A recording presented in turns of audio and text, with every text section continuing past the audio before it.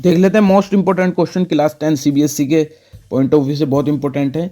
Arithmetic progressions का ये question है। The angle of triangle are in AP, जो ट्राइंगल है उसके एंगल जो है वो एपी में है। The greatest is twice the least, find all angle of triangle. Right, तो हमको ट्राइंगल में 3 एंगल होते हैं तो 3 एंगल मानेंगे। तो क्या मानेंगे एपी में? तो मानेंगे ए माइनस डी, ए और ए प्लस डी। तो 3 अगर आपको नंबर एपी में मानने होते हैं तो ये मानने, राइट। तो ये ट्राइंगल के तीनों एंगल हैं। तो यहाँ पर हम लगाएंगे angle sum property of triangle के। ट्राइंगल के तीनों एंगल का सम कितना होता है?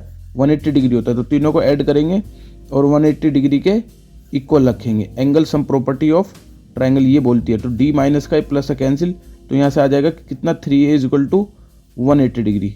राइट, तो यहाँ से a की वैल्यू कितनी आ जाएगी? 60 डिग्री। तो ये हमारा आ गया कितना? 60। तो ट्राइंगल के तीनों एंगल हमको फाइंड करना है। तो हमको ए और डी दोनों ही फाइंड होंगे तो ही हम ट्राइंगल के तीनों एंगल इजी वे में फाइंड कर सकते हैं। तो ए तो आ गया, हमको डी और निकालना है। तो डी के लिए देखो बड़ी इंपॉर्टेंट इसने जो है कंडीशन दे रखी है, the greatest is the twice the least. जो ग्रेटेस्ट एंगल है वो लीस्ट एंगल का ट्वाइस है। तो इसमें ग्रेटेस्ट कौन सा होगा? इसमें ग्रेटेस्ट होगा एंगल ए प्लस डी, और लीस्ट कौन सा होगा इसमें? ए माइनस डी। तो ग्रेटेस्ट एंगल वो लीस्ट एंगल का क्या है? ट्वाइस है। ये कंडीशन लगा दी हमने।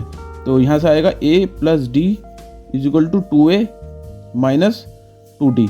राइट, तो डी वाले इधर ले आएंगे तो ये डी इधर आके कितना हो जाएगा? 3d इज इक्वल टू, ये इधर चला जाएगा तो कितना आएगा? Only a। तो यहाँ से आएगा 3d is equal to a की वैल्यू कितनी है? 60। तो यहाँ से हमारा d कितना आएगा? तो d की वैल्यू आ जाएगी बच्चों कितनी? 20। तो d आ गया 20। तो अब हम आराम से तीनों एंगल बता सकते हैं।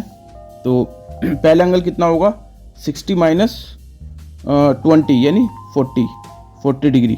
और दूसरा एंगल कितना? ए की वैल्यू कितनी आई? 60 डिग्री। राइट, तीसरा एंगल है ए प्लस डी यानी 60 प्लस 20 तो 80 डिग्री। तो ये हमारे ट्राइंगल के तीनों एंगल होंगे। यही हमारा फाइनल आंसर।